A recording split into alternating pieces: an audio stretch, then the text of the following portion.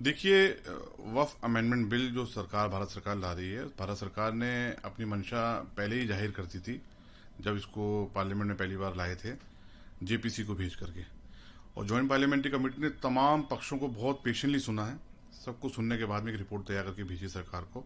और अब उम्मीद है कि जो बिल आएगा वो बहुत अच्छा बिल आएगा, उस पर सार्थक चर्चा भी होनी चाहिए और चर्चा होकर अच्छा बिल पास होगा। लेकिन आपका जो सवाल है कि जहां तक मुसलमानों को भड़काया है, बिल्कुल ये बात सही है। पिछले कुछ दिनों में जो बयान देखने में आए हैं कि लोगों को ये जज्बाती तकरीर करके बताया जा रहा है कि आपकी मस्जिद छीन जाएंगी, दरगाहें छीन जाएंगी, इमाम बाड़े छीन जाएंगे, ये बातें सरासर गलत है। देखिए, डेमोक्रेसी में पक्ष विपक्ष, सहमति असहमति एक डेमोक्रेसी का पार्ट है। और कोई संवैधानिक तरीके से अगर प्रोटेस्ट भी करते हैं तो उनको अधिकार है, करें, कोई इशू नहीं। हो सकता है कुछ क्लॉज उनको आपत्ति हो, लेकिन जहां तक मेरा मानना यह है कि मौजूदा वक्फ एक्ट जो है उसमें अमेंडमेंट की सख्त जरूरत है और मुसलमानों को किसी तरीके से भी इससे डरने की जरूरत नहीं है। देखिए, मीडिया पे आके बयान देना वो आधिकारिक बयान नहीं है। जब सरकार पार्लियामेंट में खड़े होकर आधिकारिक तौर पर बयान दे रही है भारत सरकार कि ये किसी के खिलाफ नहीं है, कोई आपकी मस्जिद दरगाहें नहीं छीनी जाएंगी, इमाम बाड़े नहीं छीने जाएंगे, तो हमें उस ऑथेंटिक बयान को, आधिकारिक बयान को मानना चाहिए। और जो जज्बात भड़काने की कोशिश की जा रही है ये गलत है सरासर। जब भी मुसलमानों के रिफॉर्म की बात आती है, फलाह बहबूदी की बात आती है और भारत सरकार कुछ करना चाहती है, तो इस तरीके से कुछ इंटरेस्टेड पीपुल, इंटरेस्टेड लोग या कुछ ग्रुप वो आकर के मुसलमानों को जज्बात भड़काते हैं, जो सरासर गलत है। वक्फ बिल में समय की आवश्यकता है? बिल्कुल। देखिए, वक्फ बिल समय की आवश्यकता इसलिए है कि वक्फ की इतनी प्रॉपर्टीज हैं, उनको जो रेंट पे दिया हुआ है वो आज मार्केट वैल्यू की रेंट देखिए आप क्या है। और किसी ने 8 रुपए में ले रखा है, किसी ने 10 रुपए में ले रखा है, किसी ने 500 में ले रखा है, किसी ने 1000 रुपए में ले रखा है, जबकि वो प्रॉपर्टी की वैल्यू करोड़ों में है। उसका रेंट भी लाखों में आना चाहिए, लेकिन ना तो उसका लाखों में रेंट आ रहा है और ना ही जो रेंट आ रहा है उसका ढंग से यूटिलाइजेशन हो रहा है, कम्युनिटी के लिए कोई इस्तेमाल नहीं किया जा रहा है। तो रिफॉर्म की जरूरत है, अमेंडमेंट की जरूरत है। और ये अमेंडमेंट आज के लिए नहीं, देखिए सच्चर कमेटी की अगर हम बात करें तो उनकी रिपोर्ट पढ़ ली जाए। उसके अलावा जब के रहमान खान साहब मिनिस्टर थे 2013 के अंदर, 12 और 13 में, जब भी इसकी कवायद की गई थी कि भाई इसके अंदर अमेंडमेंट किया जाए, 13 के बाद वाले बाद में भी, तो अमेंडमेंट की तो बात है, शुरू से सब लोग मानते हैं कि हाँ अमेंडमेंट की जरूरत, करप्शन है। क्या वक्फ बिल में संशोधन करना शरीयत कानून में हस्तक्षेप है? देखिए, इस चीज को मैं इसलिए नहीं मानता हूं कि वक्फ खालिस शरीयत का मसला है, इस्लाम से जुड़ा हुआ मसला है, इसमें कोई दो राय नहीं है। वक्फ के अंदर किसी तरह की कोई मुदाखलत ना तो हो रही है, ना कोई की जा रही है, ना ही इंशाल्लाह ताला कोई कर सकता है।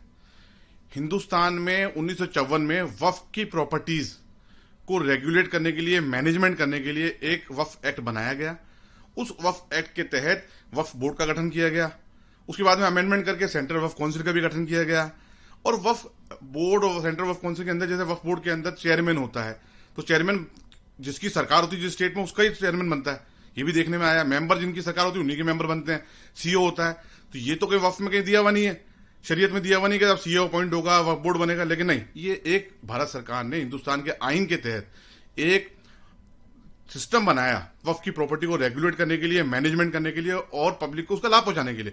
लेकिन हुआ क्या, पिछले जितने भी अमेंडमेंट हुए हैं उसके बाद में भी ये देखने में आ रहा है कि आज तक करप्शन है, वक्फ की तमाम प्रॉपर्टी पे इंक्रोचमेंट हो चुका है और वक्फ की किसी भी प्रॉपर्टी से कौम को, मुसलमानों को, जो लोअर तबके के मुसलमान हैं जिनकी जो गरीबी रेखा के नीचे, उनको किसी किस्म का फायदा नहीं हुआ।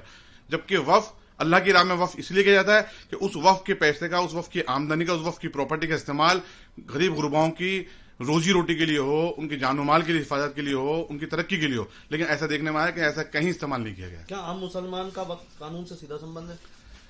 देखिए, ये आम मुसलमान से बिल्कुल वक्फ कानून का किसी से संबंध नहीं रहा है, क्योंकि देखिए आम मुसलमान तो बेचारा रोजी रोटी कमाने में लगा रहता है। सुबह घर से निकलता है, शाम को घर में घुसने से पहले सोचता है कि मेरी जेब में 100-200 रुपए आएंगे तो अपने घर में रोजी रोटी पहुंचाऊंगा। वक्फ का जहां तक मामला है, वक्फ से वही इंसान जुड़ता है जो वक्फ प्रॉपर्टी करता है, डेडिकेट करता है वक्फ। बाकी उन्हीं को ही उसका लाभ होता है, उन्हीं को उनका नुकसान होता है। और आज जो ये माहौल बनाया जा रहा है, देखिए एनआरसी CAA आया था, जब भी भारत सरकार ने आधिकारिक तौर पर कहा था आम मुसलमानों को इससे कोई लेना नहीं, लेकिन उनको भड़काया गया, उनको गुमराह किया गया कि तुम्हारी नागरिकता छीन जाएगी, ये तुम्हारे खिलाफ है। वो भड़कावे में आकर के रोड पे आए। आज उन बच्चों पे केस लगे हुए हैं, उनमें से कई लोग तो आज जेलों में हैं और कुछ लोग बाहर आ चुके हैं, जब भी अदालतों के चक्कर काट रहे हैं। तो मेरा कहना यह है आम मुसलमान से, उनको उनका पुरसाने हाल कौन है? आज उनको ज्यादा से ज्यादा लीगल एड अवेलेबल कराई गई होगी, लेकिन उनके घर में राशन कौन पहुंचाने वाला, जो कमाऊ पूत थे बेचारे वो जेलों में हैं, उनके घर में रोजी रोटी कौन पहुंचाने वाला। इसलिए इसमें तमाम मुसलमानों से मैं अपील करूंगा, जो सरकार पार्लियामेंट में बोल रही है वो आधिकारिक बयान है, उसको कंसीडर किया जाए, उसको माना जाए, सुना जाए, समझा जाए और अपना खुद का दिमाग अप्लाई कराया जाए, किसी के बहकावे में ना आए।